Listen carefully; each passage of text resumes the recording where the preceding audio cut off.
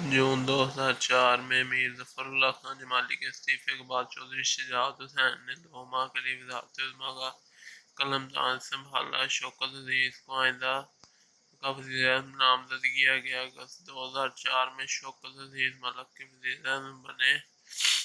15 نومبر 2007 میں قومی اسمبلی اپنا 5 سالہ مدت پوری کر کے تحلیل ہو گئی۔ میاں محمد سومرو نگران وزیر اعظم مقرر ہوئے۔ 29 نومبر 2007 کو جنرل ریٹائرڈ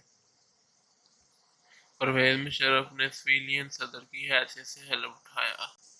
18 فروری 2008 کے انتخابات میں پاکستان پیپلز پارٹی اور مسلم لیگ نون نے نمایاں کامیابی حاصل کی اور پیپلز پارٹی کے سید یوسف رضا گیلانی پاکستان کے وزیر اعظم منتخب ہوئے۔ 18 اگست 2008 کو صدر پاکستان جنرل ریٹائرڈ پرویز مشرف استعفیٰ ہوئے اور سینیٹ کے چیئرمین میاں محمد سومرو نے قائم مقام کا صدر کا عہدہ سنبھالا۔ 9 ستمبر 2008 کو آصف علی زرداری نے صدر پاکستان کی حیثیت سے حلف اٹھایا۔ 22 جون 2012 کو یوسف رضا گیلانی کی نااہلی کے بعد راجہ پرویز اشرف نے نئے وزیر اعظم کا عہدہ سنبھالا۔ اس اسمبلی کی مدت 2013 میں ختم ہوئی۔ مئی 2013 میں عام انتخابات ہوئے جس میں پاکستان مسلم لیگ نے کامیابی حاصل کی اور میاں محمد نواز شریف نے تیسری بار وزارت عظمیٰ کا منصب سنبھالا۔ اس کے بعد 9 ستمبر 2013 کو ممنون حسین پاکستان کے صدر منتخب ہوئے۔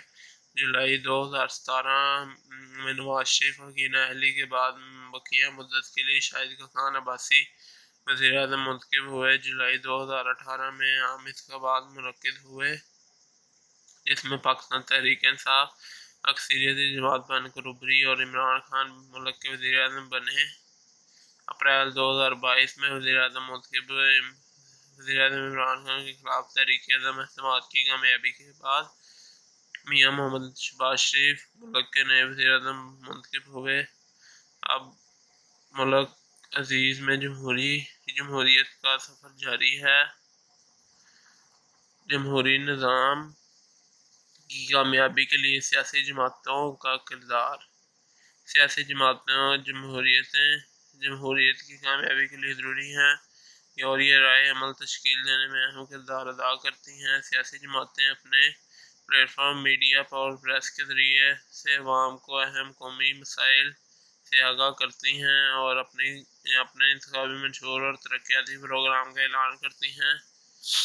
اس طرح عوام کو مختلف معاملات اور امور کے بارے میں اپنی رائے تشکیل میں بڑی مدد ملتی ہے جس کا اظہار اور انتخابات میں اپنے ووٹ کے ذریعے سے کرتے ہیں۔ مثال کے طور پر ہندوستانی مسلمان کی آزادی کے قیام پاکستان میں مسلم لیگ کا کردار بہت اہم تھا۔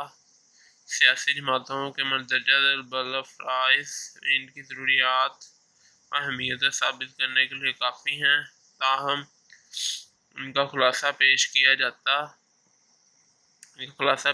جاتا ہے کہ جمہوری نظام کو کامیابی کے ساتھ چلانے کے لیے سیاسی جماعتوں کا وجود ناگزیر ہے، کیونکہ سیاسی جماعتیں جمہوریت کی جان اور روح ہوتی ہیں۔ وہ انتخابات کے لیے اپنے امیدوار نامزد کرتی ہیں۔ سیاسی جماعتوں کے بغیر جمہوریت غیر فعال ہے اور جمہوری نظام کو انتشار اور فرقہ واریت سے محفوظ رکھنے میں سیاسی جماعتیں بنیادی کردار ادا کرتی ہیں۔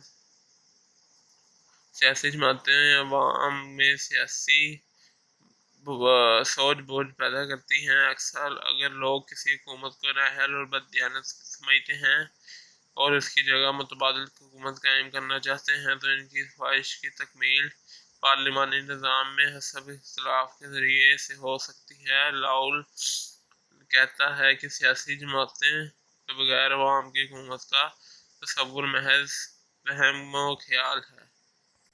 جہاں حق رائے دہی وسیع ہوگا وہاں سیاسی جماعتیں یقیناً وجود میں آئیں گی اور اعلان حکومت لازماً ایسی جماعت یا جماعتوں کے ہاتھ میں ہوں گی جن کی عوام کی اکثریت کی حمایت حاصل ہوگی۔ سیاسی جماعتیں رائے عامہ ہموار کراتی ہیں سیاسی جماعتوں کی اہمیت کے بارے میں لاول لکھتا ہے، سیاسی جماعتوں کا لازمی فرض اور ان کے وجود کا مقصد یہی ہے کہ وہ رائے عامہ کو منظم کریں اور عوام کے فیصلے کے لیے مسائل کا حل پیش کریں۔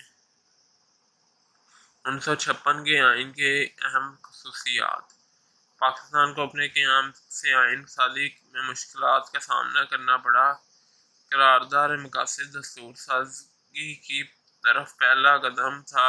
بہرحال بڑی کوششوں کے بعد 1956 میں پاکستان کا پہلا آئین تیار ہوا، جو کہ 23 مارچ 1956 کو نافذ ہوا۔ اس آئین کی اہم خصوصیات درج ذیل ہیں۔ نمبر 1، 1956 کے آئین کی تحریری شکل میں تیار کیا گیا۔ پاکستان کو اسلامی جمہوریہ قرار دیا گیا۔ ملک کے وفاقی پارلیمانی نظام حکومت قائم کیا گیا۔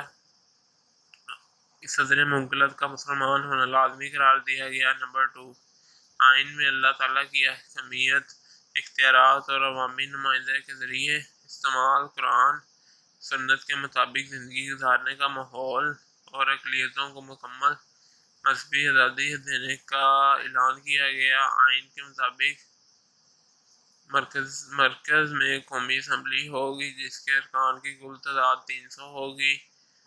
آدھے مشرقی پاکستان اور آدھے مغربی پاکستان سے 5 سال کے لیے منتخب ہوں گے۔ 10 خواتین کی نشستیں ہوں گی اور 5 مغربی اور 5 مشرقی پاکستان سے ہوں گی۔ نمبر 4، آئین میں اس بات کی نشاندہی کر دی گئی کہ شہریوں کو بہتر زندگی بسر کرنے اور اپنی صلاحیتوں کے اظہار کے لیے مکمل شہری حقوق فراہم کیے جائیں گے۔ نمبر 5، اس بات کی ضمانت فراہم کی جائے گی کہ عدلیہ اپنے فرائض کی ادائیگی کے لیے تمام دباؤ سے آزاد ہوگی۔ اعلیٰ عدالتوں کے لیے ججوں کو ملازمت کا تحفظ فراہم کیا جائے گا۔ نمبر 6، 1956 کے دستور کے مطابق اردو بنگالی دونوں زبانوں کو قومی زبانیں قرار دیا گیا۔ آئین کی منسوخی۔ 1956 کا آئین 9 سال کی انتھک محنت اور کوششوں کے بعد منظور ہوا تھا، مگر پاکستان کے مخصوص حالات اور سیاستدانوں کی باہمی چپکلش، جمہوری اداروں میں فوج اور بیوروکریسی کی بجامد مداخلت اور اعلیٰ قیادت کے فقدان نے آئین کو زیادہ دیر تک چلنے نہ دیا۔ 1956 کا آئین 2 سال اور 7 ماہ تک نافذ رہا، جس کے بعد اکتوبر 1958 میں پاکستان آرمی کے کمانڈر ان چیف جنرل محمد ایوب خان نے ملک کی جمہوری حکومت کو برطرف کر کے فوجی حکومت قائم کر دی اور تمام اختیارات خود سنبھال لیے۔ جنرل محمد ایوب خان نے 1956 کے آئین کو منسوخ کر دیا، وفاقی اور تمام صوبائی اسمبلیاں ختم کر دی اور خود صدر پاکستان اور چیف مارشل لا ایڈمنسٹریٹر کا عہدہ سنبھال لیے۔ 1962 کے آئین کی خصوصیات۔ صدر جنرل محمد ایوب خان نے ملک کے لیے نیا آئین بنانے کے لیے دستوری کمیشن قائم کیا۔ کمیشن نے سفارشات 1961 میں صدر کو پیش کی۔ صدر نے ان سفارشات میں اپنی مرضی کی ترمیم کے بعد پاکستان کے لیے ایک نیا آئین تیار کیا، جسے 8 جون 1962 کو نافذ کیا گیا۔ نمبر 1، 1962 کا آئین تحریری تھا، جو کہ 250 دفعات اور 5 گوشواروں پر مشتمل تھا۔ 1962 کا آئین وفاقی نوعیت کا تھا۔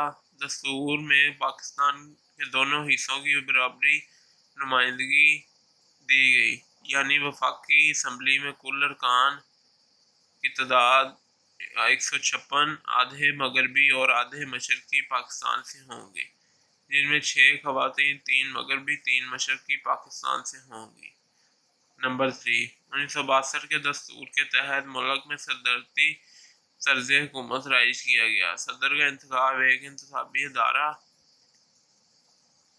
5 سال کے لیے کرے گا۔ الیکٹورل کالج کے ارکان کی تعداد 1,20,000 ہوگی۔ نصف مغربی اور نصف مشرقی پاکستان سے ہوں گے۔ نمبر 4، 1962 کے دستور میں کئی اسلامی دفعات شامل کی گئیں، مثلاً اللہ